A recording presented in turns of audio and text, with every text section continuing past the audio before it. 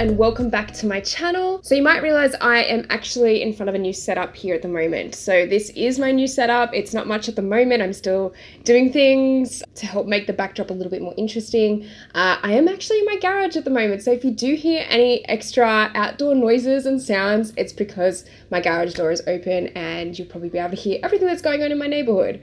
But yeah, I do actually have a microphone on today as well, just so you guys know. So see, I did eventually invest in a microphone and I hope you guys appreciate that fact that I finally did it. So today's video is actually going to be all about Instagram, and I haven't really talked a lot about Instagram on my channel before, but I feel like it's actually a very important thing that I should be talking about because it's a really important factor for photographers, especially when they're trying to build their social media brand. I think that there's a lot of talk these days about having an Instagram theme and whether that can make or break your brand on Instagram and whether that can get you followers or get you enough likes.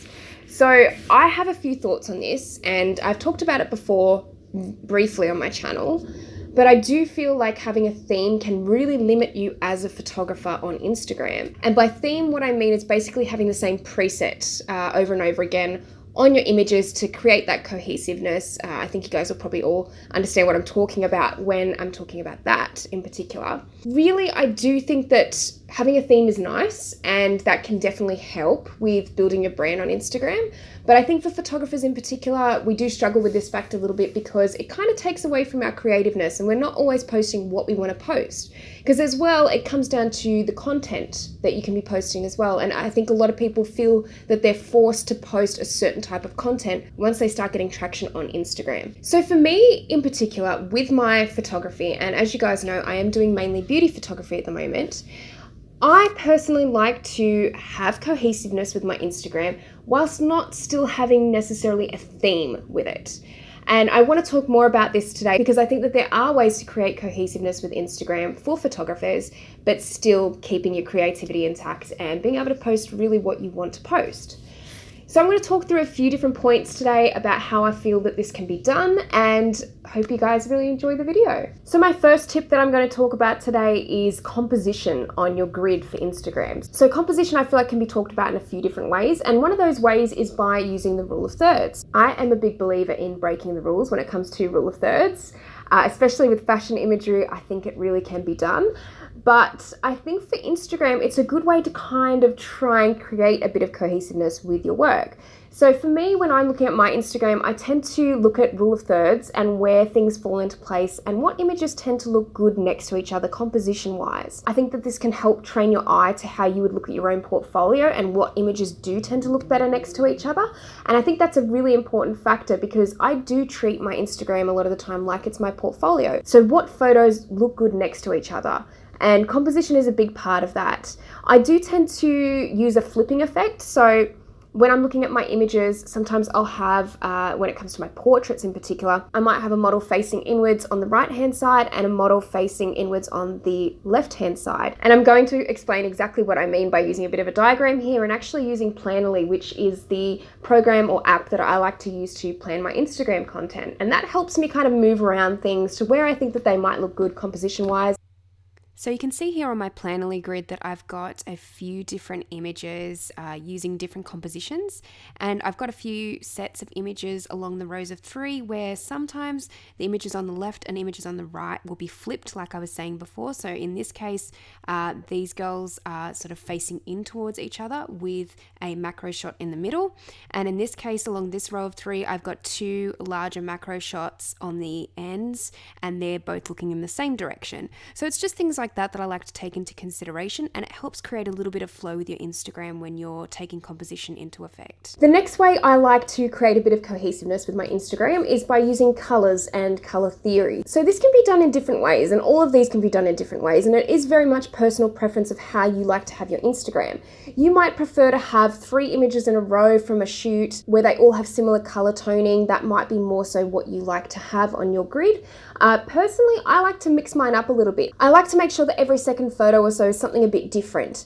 But I do like to make sure that when I'm looking at colors, that I'm looking at my grid usually in about squares of 9. So I like to kind of see how those 9 photos look next to each other and see how those colors work in. I try not to put too many unflattering colors next to each other. So if they really don't mesh very well, then I won't tend to do that. I tend to like shooting a lot of pastels, a lot of softer kind of neutral colors. So I tend to make sure that they're kind of going in together really well. I'm not going to probably use too many bold colors unless I'm kind of matching it in with makeup and backdrops. And that's one thing that I do tend to look at when I'm looking at color theory for my beauty work, is looking at the colors that I'm using in the makeup and then on the backdrops, just trying to make sure that there is that cohesiveness, and I'm sort of mixing it up as I go, but there is still that theme kind of beginning to arise from that. When it comes to color theory, I don't tend to focus on tones too much because I like to have a little bit of freedom with my editing style.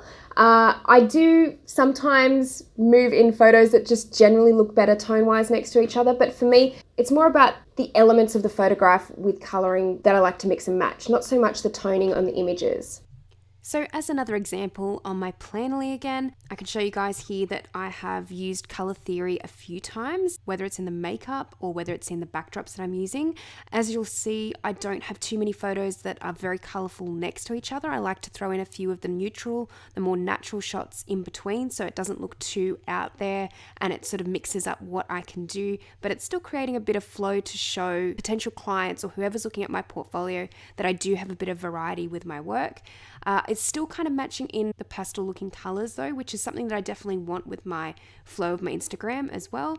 But you can see I have tried to use the neutrals to balance it out. So the third tip that I would give with this as well is the subject. And what is the subject? For me, it's pretty easy because most of the time I'm just taking photos of models. So I don't have to think too much about the subject. But if you're a travel photographer, perhaps you might not want to have two images of portraits next to each other. You might want to mix it up and split those portraits up with a landscape photo in the middle or something to that effect. So being aware of your subjects and where you want to place them on your grid is another really important factor. I think for me, behind the scenes, I try and work in as seamlessly as possible, and if I'm having promotions or anything like that that I'm posting on my Instagram, I try and make sure the color theory is there and making sure that it does still go in with my theme to an extent, and the colors that I'm using and the composition as well. For fashion photographers and potentially beauty photographers, you might have an issue when it comes to maybe using more than one model. So if you've got a photo shoot with two models, you might not want to have 3 shots of that next to each other, or you might want to do that and have the next row